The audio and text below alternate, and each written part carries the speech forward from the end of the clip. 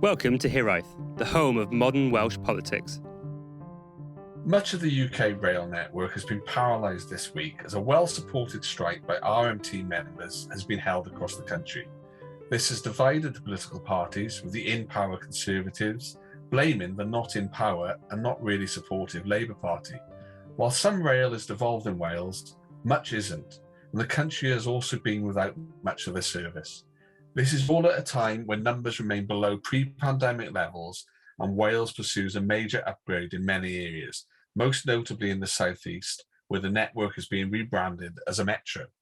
Joining us tonight are Professor Stuart Cole, Emeritus Professor of Transport Economics and Policy at the University of South Wales. Good evening, Ceri.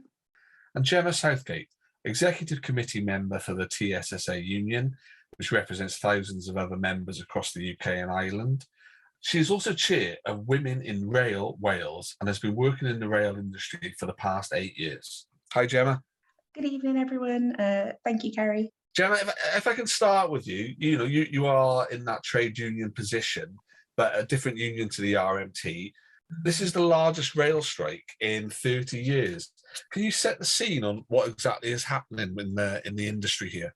That's right, yes. So within Wales, Transport for Wales are not in dispute with any unions at present, but this is a Department for Transport UK-wide issue. So for those not familiar, strike action happens when disputes can't be resolved through negotiations. So a ballot is called, the members then use the ballot to vote in favour of strike action or action short of strike action. So in this instance, strike action has been balloted for. So there's action currently taking place today on the 23rd and the 25th. So the RMT union have been seeking to work with the government and employers for almost 2 years now to try and address the challenges facing the railway industry. That includes jobs, conditions, and also pay. So there was a 71% turnout, 9 in 1 favour of strike action. I think the ballot was almost 4 weeks ago now, and RMT have been using that time to try and seek a resolution, but government ministers in England are not meeting to try and resolve this, and they're not allowing the individual train operating companies to negotiate on an individual basis. People think that pay is always the key aspect of any industrial action, but in this instance, it's the threat of thousands of compulsory redundancies, which could mean, increased risks on safety and critical infrastructure, less staff on stations and trains, and the closure of nearly all ticket offices in England. So, this has been done under the guise of modernisation. But, from the position of myself at TSSA and RMT, it's the managed decline of our railways where cuts will worsen service for passengers. So that's kind of the background of them at the moment. But as I mentioned, Transport for Wales are not in dispute with any unions, but because the Network Rail, which is a national organisation, are in dispute, no trains are able to operate because Network Rail look after the infrastructure in Wales. So I think there's only a very few limited services have been able to operate on the core valley lines the past few days when industrial action have taken place. So that's the background. Thanks, Gemma. That's really useful. Stuart, so what Gemma kind of said there, this is essentially an England-based strike, but this is impacting Wales. How is that happening on the ground? Why is Wales being brought into this kind of position? Well, the drivers, conductors and other staff employed by TfW Rail, which is the Welsh government-owned railway operator for the majority of services within Wales and excluding the North Wales and South Wales main line, all the train services within Wales. The problem lies in the fact that Network Rail are also, and Network Rail workers are also in dispute with Network Rail. And Network Rail controls, as Emma said, the vast majority of track in Wales, track signalling, that kind of thing, which has to be operating fully before trains can run. Now, there was a section of valley lines north of Rhadir where the employment is now by Transport for Wales Rail. That means that the people working there are not in dispute with TfW, they're in dispute with the other train companies. Eventually, when the whole of, as you called it, the metro, that's valley lines as it's known probably to most people, all that will be under the control of TfW Rail, in terms of trains and the Welsh Government in terms of the ownership of the track, which means that in a future dispute, if it was just the same as this one, then all the trains in the Cardiff commuter area would be working. Unfortunately, we are affected by the Network Rail staff going on strike, and therefore no trains at all in most of Wales on the Network Rail network, except Cardiff to the tunnel, which was opened to keep the Great Western trains services running to Paddington. And then on the non-strike days, if you like, the services from Swansea, because the whole of the South Wales main line to Swansea is open. Now, that's been the reason for the impact on Wales. The staff in Wales are not in dispute with TfW Rail. One of the things which came out of one of the Senate debates this week, between quite emotive discussions between the Conservatives and Labour, the First Minister mentioned that Network Rail staff were pulled out of Wales, so we couldn't run as many services. Is that something which happened, and is that the normal course of how things happen with Network Rail, that they move staff to the most in-demand areas, Stuart? Well, it depends what the situation is. People working for Network Rail can, as with most companies, have within their contract a requirement to work anywhere. Of course, practicalities make that difficult to carry out on a sort of regular basis with people chopping and changing all the time. People tend to work on a particular area. They also have to learn the signalling system of that area. So it's not an efficient use of staff to have people who are expert in the railway network throughout Wales, Scotland and England. So people tend to work in a particular area from a particular signal box, either the small boxes like Pantyffynon on the Heart of Wales line to the very big boxes at Cardiff, which control enormous stretches of track. So under normal circumstances, there would be no massive movement. What's happened here is that Network Rail have, for example, take the Cardiff to Bristol Parkway section. In order to run Great Western services from Cardiff to Paddington, it was necessary to put staff in place who are not on strike. I know some signal staff weren't on strike, but also there are a significant number of managers who have come up the traditional way in the railway, up through the ranks, as it were, and have the necessary skills to safely operate the signalling system within that area. The difficulty arises, of course, if there's some maintenance issue and there are not sufficient maintenance staff to, say, fix a piece of broken rail, which can happen. That fortunately didn't happen for the passengers over yesterday. And so those trains were able to run using managerial staff to run the signalling on those few lines that were running throughout Wales, Scotland and England. So Cardiff to Paddington is the one that affects us. Nothing in North Wales. West Coast Main Line was operating but not going into North Wales. East Coast Main Line operating, and some other services here and there. Thanks, Stuart. Gemma, with your union hat on, there's been a lot of polls around this particular strike, and Mick Lynch is currently social media favourite with the way he's handling the media. But generally, the polls across the UK are actually supportive of the strike at the moment. But there was a poll in Wales this week that showed that the strike is actually better supported here than in other parts of Britain. Why do you think that is? Within Wales, we have a Welsh Labour administration in the Senedd, but also there's that era of working within social partnerships. So, in Wales, the Welsh Government have guaranteed no compulsory redundancies. They've protected staffing levels and they support the roles of the booking officers. So there's a strong trade union movement within Wales, and people are voting for a Labour administration. So I guess there's more maybe of a natural inclination to have more an affinity with trade unions and their values and, the things that they're trying to look after here, which is terms and conditions, job security and pay. But yeah, I think Mr. Lynch has been doing a great job on social media, but also on the news in keeping a level head and, calling out issues that he's seen. People are saying that, the unions are not willing to, go and negotiate, and that's simply not true. That, I think that's been a great thing to see this week, is that some really level-headed opposition to maybe the narrative that people are against the strikes, that it's hugely disruptive. That's what industrial action is supposed to be. So yeah, I think that's probably the difference in Wales, but also generally the positive sentiment in the UK overall. I think people are seeing that squeeze in there due to the cost of living crisis, and maybe they can feel more affinity with workers because of that. It's impacting everybody at the moment. Yeah, no, I think there's a fair comment. Stuart, do you have any thoughts on how this is playing out in the political sphere?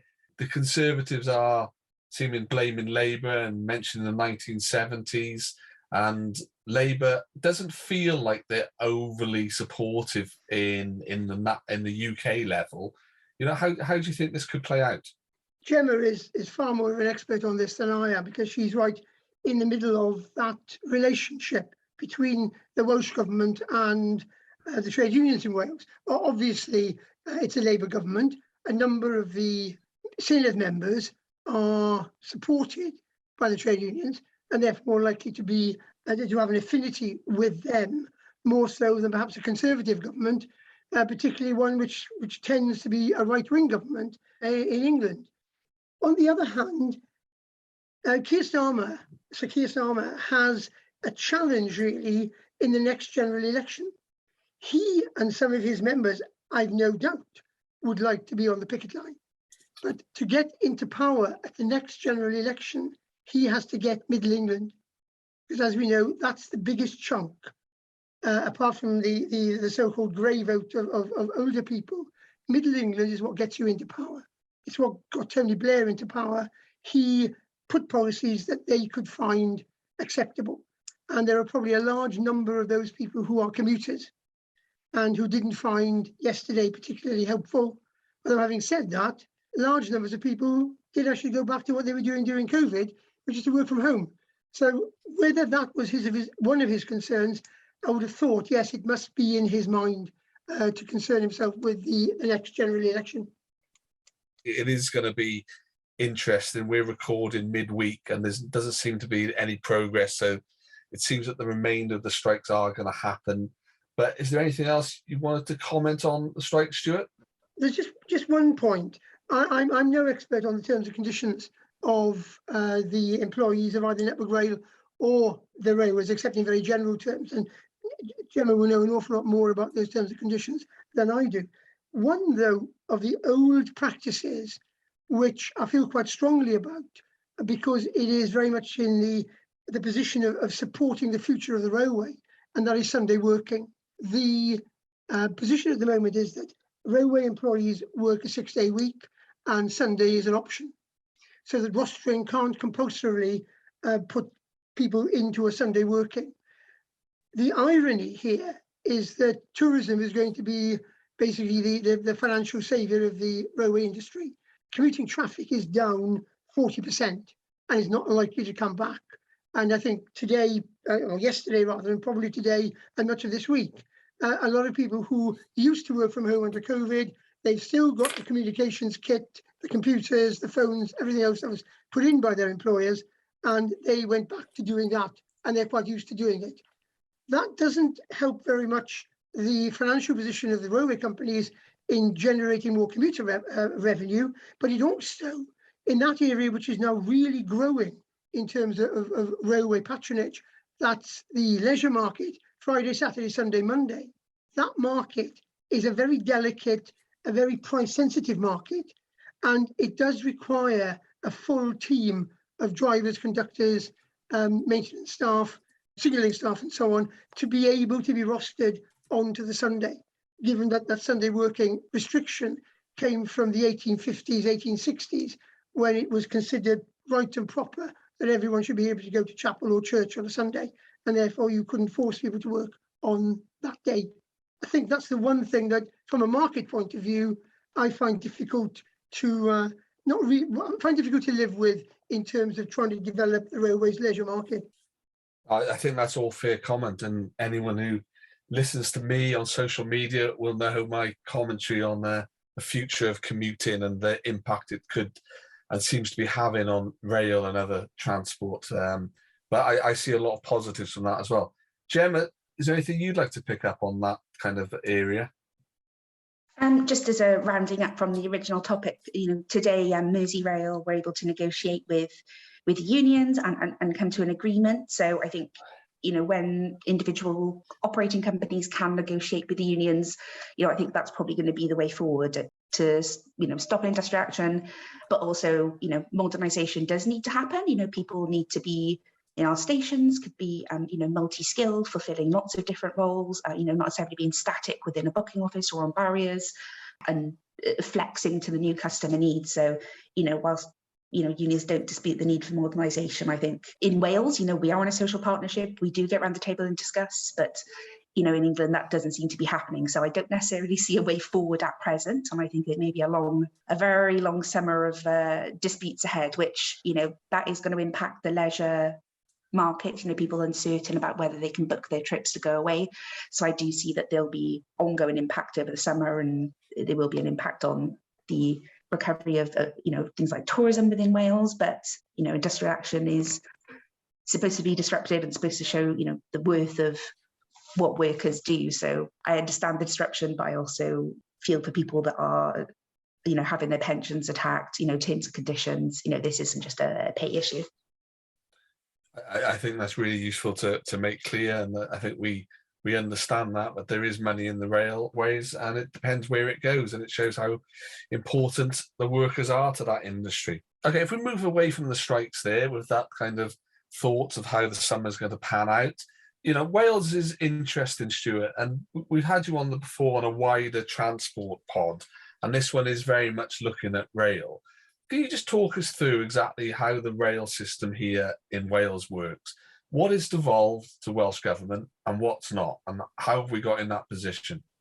Very simply, Network Rail operate all track in Wales. So everything which takes TfW rail services, Great Western, Cross Country and Avanti in the north is all managed in terms of repairs, in terms of new track, in terms of signalling by Network Rail, except for over the next 2 years, all Valley lines. But at the moment, it's that section between Rhadir and Merthyr, Treherbert and Aberdare, which is controlled now by TfW. They've taken over the full operational responsibility for that, and they will be taking over all the rest of it, Rhadir down to Cardiff, down to the Bay, up to Rhymney, in due course over the next couple of years as electrification is put in. Elsewhere, it is purely Network Rail. In terms of the trains, all of the internal trains in Wales are operated by TfW Rail. That is a Welsh Government-owned company. It is part of TfW, the government authority, which runs the railways and will eventually be responsible for managing bus services, probably through the county councils, in due course when the new legislation goes through. The only exceptions to that are the services which TfW run to Manchester and from North to South Wales, which go into England. But that's only because that's what the franchise contract is about. That's what TfW is about. All the other services, for example, Swansea through to Cardiff, through to Paddington and through to Bristol, is operated by Great Western Railway. The services to Birmingham and Nottingham by Cross Country Trains, and the services along the North Wales Main Line are operated by Avanti, which is the company that runs the services on the West Coast Main Line from London right up to Scotland. And there's a branch going off into North Wales. Some of those North Wales services, again, run by TfW, as far as Chester, as far as Birmingham, from Aberystwyth. So you've got a mix of companies, but local services and sort of more regional services in Wales are run by TfW. That's the vast majority of the trains, includes, of course, the Cardiff and Newport commuter services. Thanks for that, Stuart. So we're in a position really where very little of the network is overseen by Welsh Government. Gemma, do you see it anywhere in the future where further devolution of the network in Wales is likely to happen?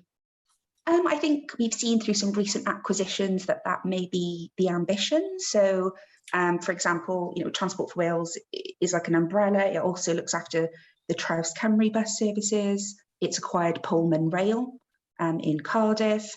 There's flexi bus services, Active Rail, And then Travails Cymru, the customer service, helpline for all things transport, multimodal transport. Again, that's also been brought in-house. So I do see that, through those acquisitions, that is the overall aim. On the Valleys network, Amy Infrastructure Wales deliver the metro projects and the improvement there.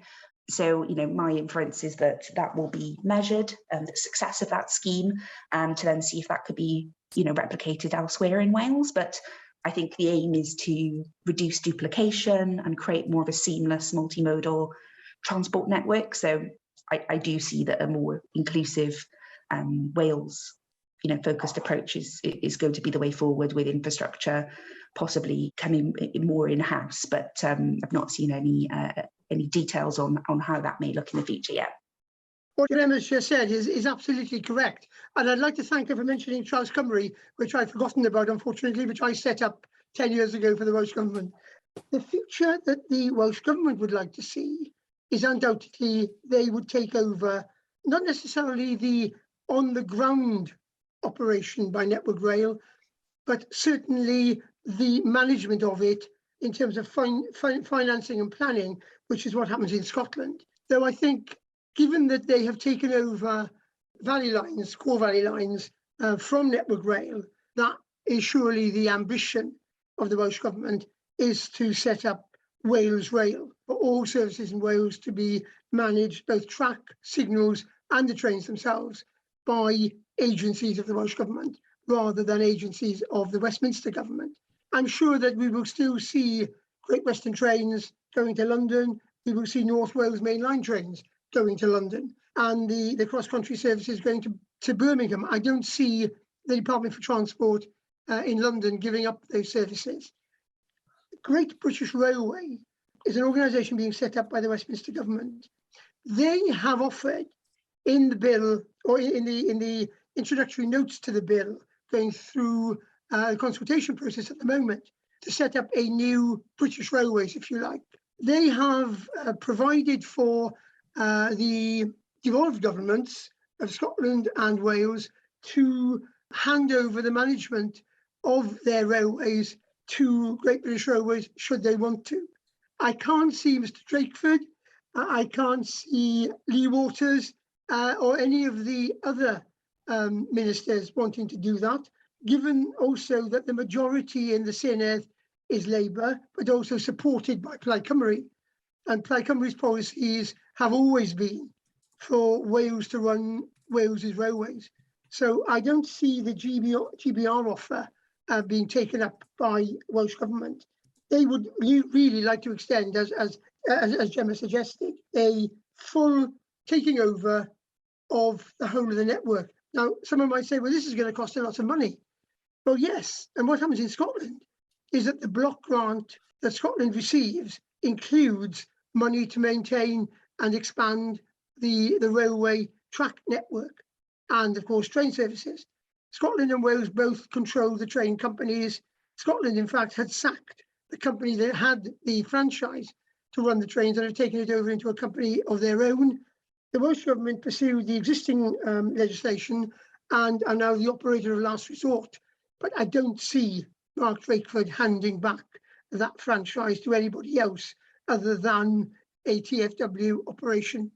So I think that's what the aspiration is in Wales, and has been for a long time. I mean, this isn't anything that's just come up because of the strike or because of core valley lines electrification. It's always been in place, and there is this association between Labour and Plaid Cymru, which I think strengthens that aspiration. Wales, I think, is going through a bit of a renaissance in its rail network, and there's significant changes in Welsh Rail at the moment, and perhaps this is being led by the Metro in the southeast. What's exactly happening in that area at the moment? Well, the so-called Metro, and about the only people who call it the Metro are people who work for the government. Everybody else still calls it Valley Lines, and they'll probably carry on calling it Valley Lines. I did come up with a new name for it, which was Cwm Vro, which is valleys and the Vale of Glamorgan in Welsh, which I thought was an absolutely perfect name for it. However, they insist on calling it the Metro or Valley Lines, as you prefer. Its principle is electrification. That's really what created this new structure in South East Wales. It includes part of the main line because the main line is electrified to Cardiff anyway, and that was funded by the Department for Transport. The Valley Line's electrification is funded largely by the Welsh Government, with some contribution from the European Union and a small contribution from the Department for Transport. Now, that work is ongoing. It's an £800 million investment project, plus a further £800 million for trains, but they are throughout Wales.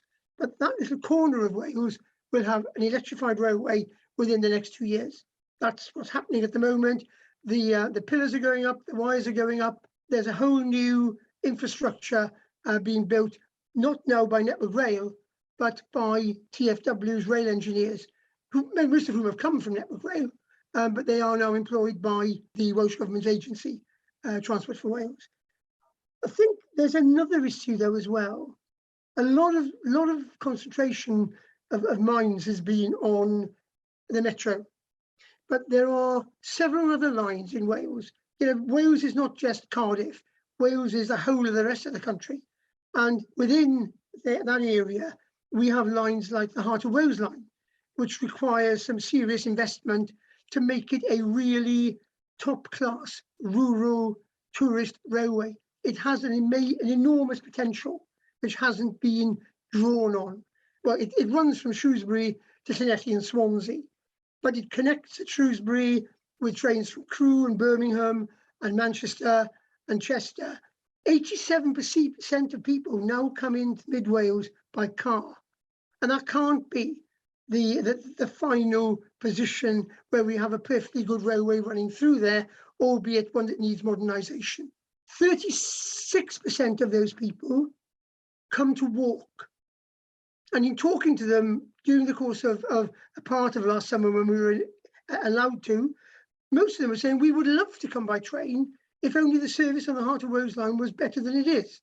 If it connected in timetables with trains from Manchester and Birmingham, if it was a more frequent service, running, say, every 2 hours. Because we come to Mid Wales to walk, and we would love to be able to come into Mid Wales by train, park ourselves in a particular hotel or B&B or whatever, and then we would walk from there. But also we'd like to be able to get on the trains and buses. So that brings us on to the sort of ticketing aspect, which is just as important as running the trains. People want an easy ticketing system. So a 1 week rover for Mid Wales. Well, we have a 1 week rover for the whole of Wales currently, not very well advertised, I might add, but it is there. And that needs to be localised as well to encourage people to travel on some of these currently little used lines. The other one, I think, which has enormous potential is the Swansea District line. Sorry, too much a technical term. It's the bit of railway that runs from just south of Neath to Llanelli and avoids Neath General Station and Swansea High Street. But the plan is to build a new station at Junction 46, which would serve both Neath and Swansea, a considerably easier station to get to compared with Swansea High Street, where you have to fight the traffic, and even then you have difficulty to find somewhere to park if you go in by car. So this is a station on a junction with, there's a large piece of government-owned land. The old Village Steelworks is owned by Welsh Government and Swansea City Council. So there's room for a car park. It would take traffic off that really crowded bit of the M4 and enable trains to get to Carmarthen from Cardiff in 22 minutes less time for a cost of about 25 to 30 million pounds.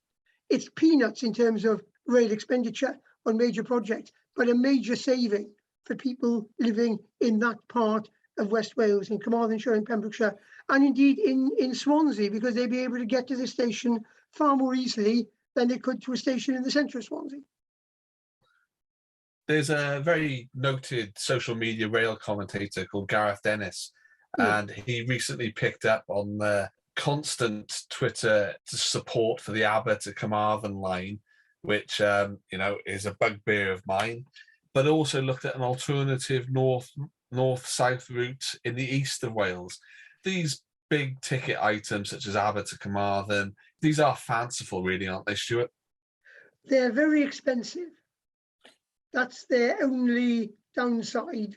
From my heart, as a good Welsh-speaking Welshman, I'd love to see a railway line that enabled us to travel only in Wales from north to south. Sadly, we don't have a section in the very north between Bangor, Caernarfon down to Pwllheli. We don't have a section which runs down the west coast. True, the Aberystwyth Carmarthen line could carry out that function, but it is a slow railway by comparison with others in terms of speed. The numbers of people living there is relatively small. And going back to Travails Cymru runs a service at the moment between Carmarthen and Aberystwyth, which takes just under 2 hours. Investing in that service, investment is being put into it now in terms of electric buses. That might be turned into electric coaches with traffic management arrangements at a number of places en route to enable the buses to get past some of the traffic hotspots where there are traffic jams. That kind of operation, I think, is more suitable for that particular service. I know a lot of people will find that unpopular, but it was costed out, 3-4 years ago at £800 million. There was an alternative at 500 million. Even at that sum of money, the numbers of people living there are far too small to be able to justify that kind of investment. Whereas things like the Heart of Wales and the Swansea District Line are relatively small amounts of money in the tens of millions, not the hundreds of millions. And as a Carmarthenshire boy and a Carmarthenshire resident, I say that I should be saying, yes, we should have lots more railways in Carmarthenshire, but sadly, as an economist, I couldn't possibly say that. I tend to agree with you, having worked in the rail industry. Some of the schemes we see do just have bugbears of mine. So I'm glad to hear an expert with your background here, confirming that. There are other schemes as well. I think we should focus on some of the ones you've mentioned, but last week, to much fanfare, there was the First Minister actually was part of the launch of a report which looked at the reopening of a line from Llantrisant into Cardiff. And Cardiff does seem to be garnering an awful lot of such projects along with Cardiff Parkway. Do you think, Gemma, that we should be looking further afield, or do you think the economic and population hub that is Cardiff should be getting these schemes? There are schemes that are helping people in other regions. So, there is plans for a Swansea Metro and a North Wales Metro, but also, as Stuart said, there are bus schemes that link people up. So, Carmarthen Travails with this Travails Cymru, and you can have one ticket, a seamless ticket, all those train and bus journeys. I live in Newport. I'd love to see more trains in the Newport area. We only have the one central station, but there's a fantastic scheme called Flexi, which is a Transport for Wales scheme. It's a bit like a taxi service, but it's a bus. So you just use your app. I can get a Flexi bus to come just outside my house at the bus stop, and it'll take me into the train station or other parts of Newport. So for someone like myself who doesn't drive, it does offer me that confidence to maybe go out as a single woman, later at night for shift working. And also it means I don't have to go all the way into the city centre to go back out somewhere else, which I would have had to have done before, go into the bus station to go back out to another area of Newport. So I think, there are non-rail ways that we can connect things, thinking of active travel. I know there was a recent report looking at the corridor between, Newport and Cardiff and looking at cycling lanes there. Newport has got electric buses. I think there's a lot more we can look at in terms of multimodal ways of connecting up transport in Wales, which may be slightly cheaper than putting down loads of track through scenic areas or disruption through, areas where a lot of people are living. So I think we may need to look at more of that, or maybe, trams, buses, yeah.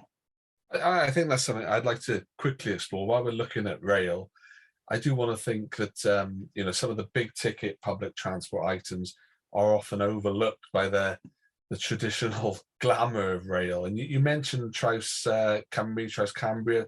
Stuart, you set that up. Where are we with buses and active travel in Wales now? Well, two quite separate issues. In terms of active travel, the current minister, Lee Waters, who I've known for about 30 years, has always been a keen supporter of cycling in particular. He was director of Sustrans, for example, Sustrans Cymru, for some years. I think he is very much in favour of trying to fund, where possible, local authorities developing cycle routes.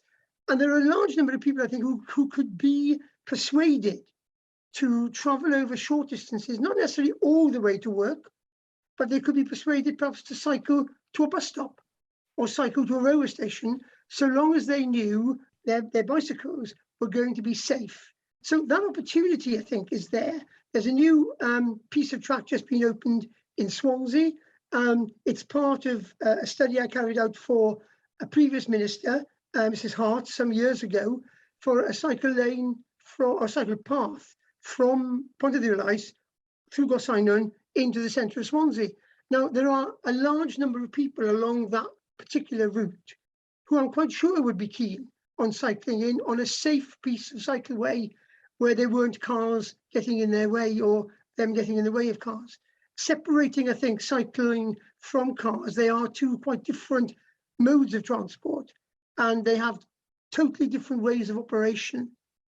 So I think the key thing is to separate them out and do effectively what happened in the Netherlands. In the Netherlands, there were a large number of serious injuries and deaths of cyclists in contact with motor cars. And the Dutch government of the day in the 1970s decided that they would separate motor vehicles and bicycles. And they went one stage further. They then said, we're also going to separate buses from cars.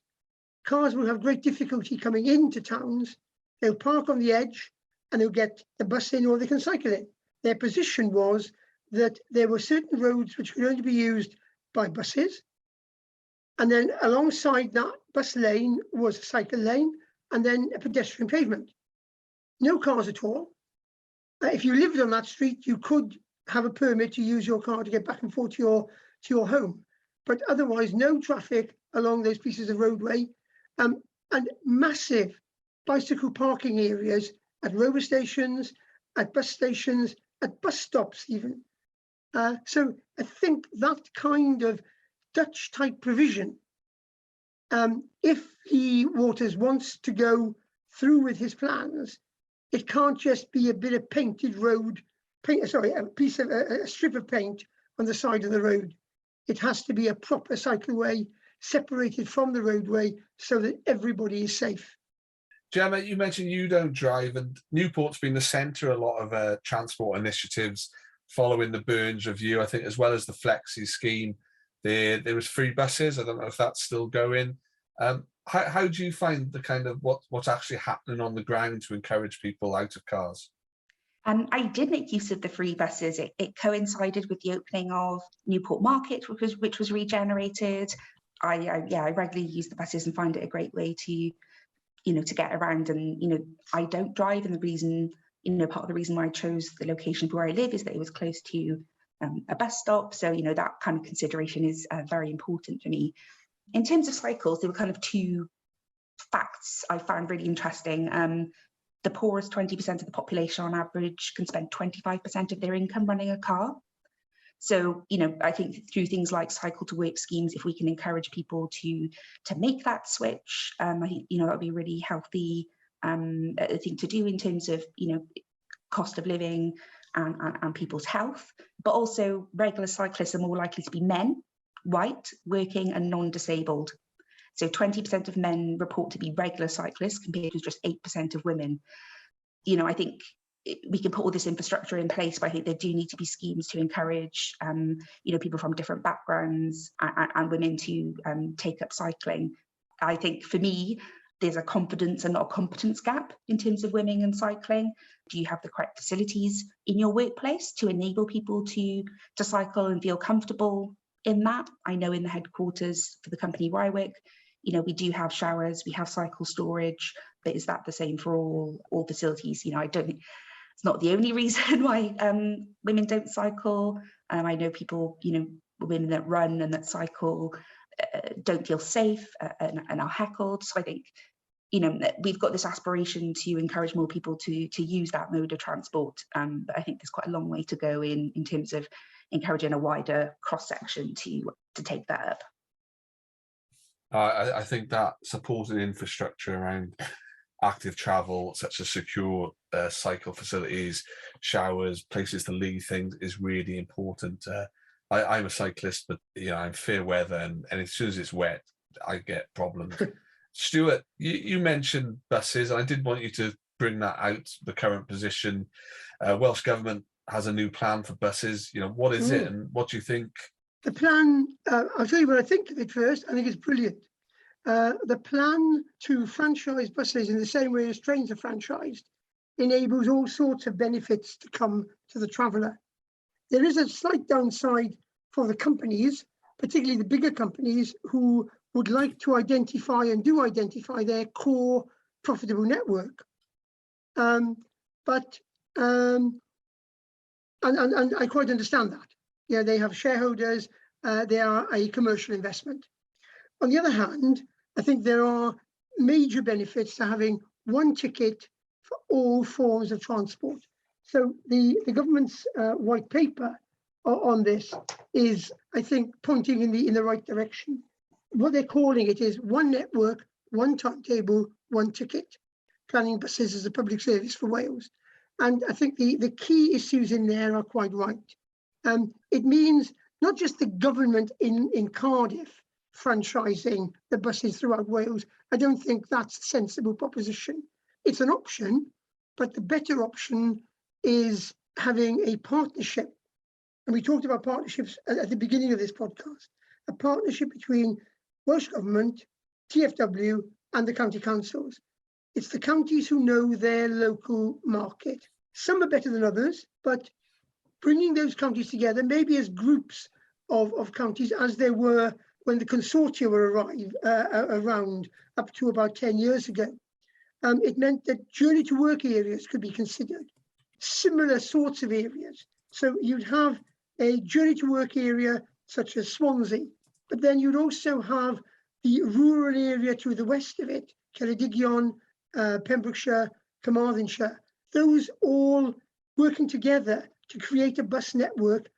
But then the job of TfW is to make sure that that bus network fits in with the rail network and Traws Cymru as the national networks.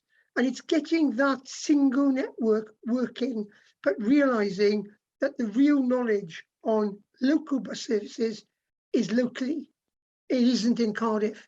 The national networks can be run from Cardiff, but Traws Cymru, although it's a national network, is run through the county councils with their help in terms of planning. But in essence, I think franchising buses, as in London, where you have one ticket, one network. I know London has far more intensive operations than we have outside Cardiff and Swansea and Newport, but the principle can be the same, even if you have hourly intervals.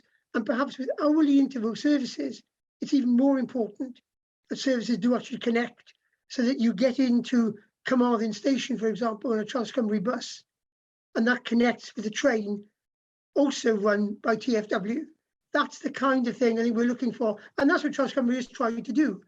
The train timetable is determined not in Wales, but in places like Reading and Crewe, because that's where there are a lot of trains coming from into and out of Wales.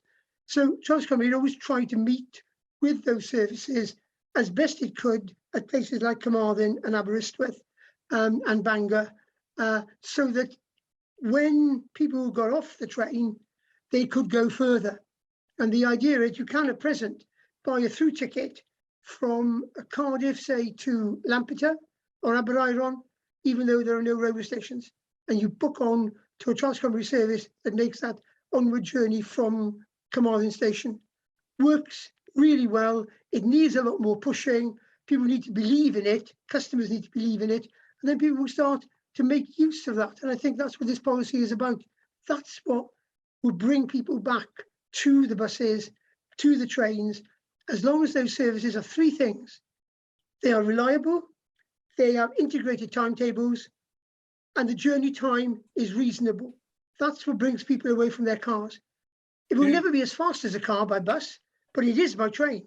It is faster to get from Swansea to Cardiff by train now than it is to get there by car, especially in the peak times. One of the things I've been struck by this summer from the continent is the German public transport ticket, which is €9 a month for any public transport in the country. And I think the driver of that is to reduce the reliance on Russian energy imports, but it should also be a major factor in attracting people to public transport. I think price is a big issue.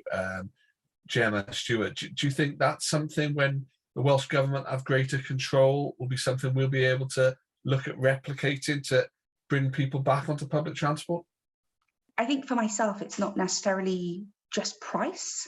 So I was reading, you might have read this book, Invisible Women by Carolyn Cardi-Perez, and she said that the transport systems are replete with male biases, and the way they're set up is around traditional commuter travel patterns.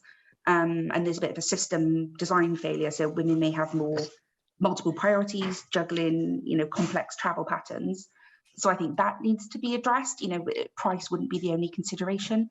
We're building a new bus interchange at Cardiff, just outside the bus station, and Pontypool's having one. That's happening across lots of locations. So I think things need to be streamlined more. I don't think price is always the main priority. I do think that simplification needs to happen as well. So bus timetables need to link up with the train timetables. Things like Flexi offer you that. So it's very hard to get every service interlinked across Wales in terms of buses and trains. But if you've got something like a Flexi on-demand service, you can then, plan around your priorities and, use transport that you feel safe using. So I think for me, that would be, I don't think price is the only issue. If you've got to use 3 modes of transport and none of them are interlinked, that's going to cause a problem. So you may not always choose the cheapest, you may choose the quickest. A lot of what I agree with what Gemma is saying. Price is important to some people. Women still form the biggest proportion of travellers on the buses, even after the free over 60s bus pass was introduced. Flexi is really good for those areas which don't have a regular bus service, but where you can run faster mainline services, if you like. Flexi came from Book a Bus, which I'm very pleased to say I also introduced for the Welsh Government in rural Carmarthenshire and Ceredigion. Flexi is the new name for it. And that provides that linkage, I think, into the bus operations. But to do that really effectively, all those systems have to be linked together. So there has to be some kind of controlling mind which says, this is what the timetables are going to be. Based on market research, we've done the full market research, not just on bits of the network, but on the whole of the network.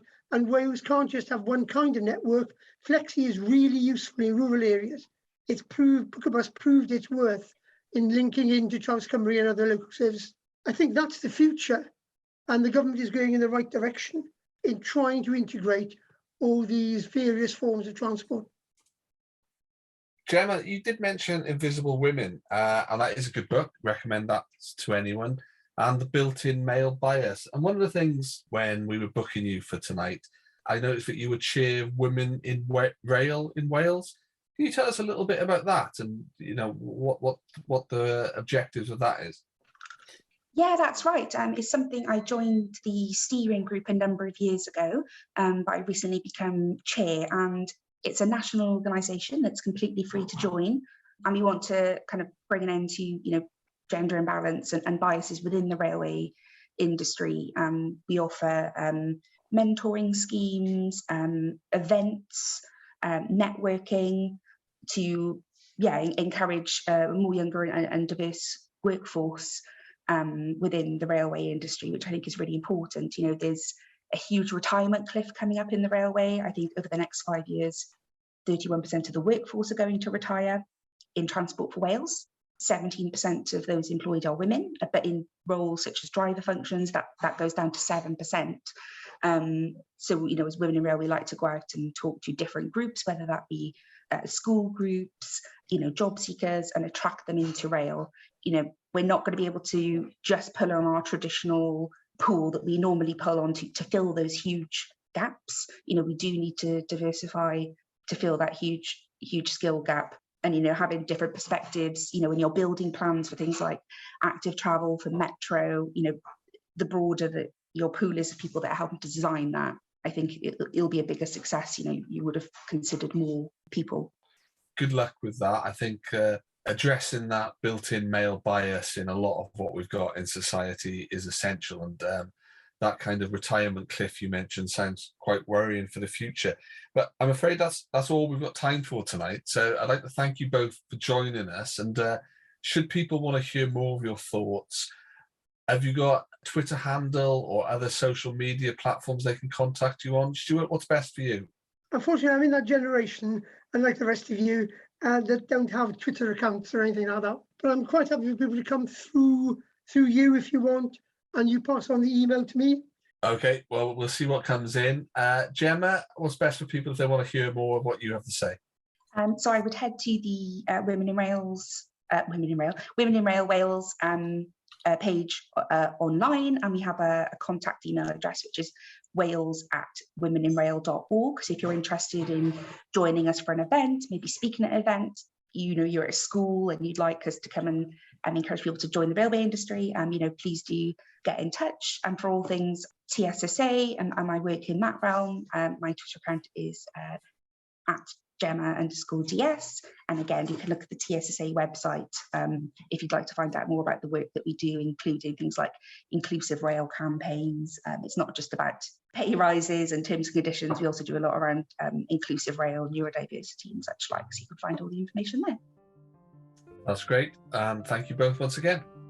If you've enjoyed this evening's pod, you can find more at our website, walespolitics.com, or find us on Facebook and Twitter at HiraethPod. Thank you for listening to Hiraeth.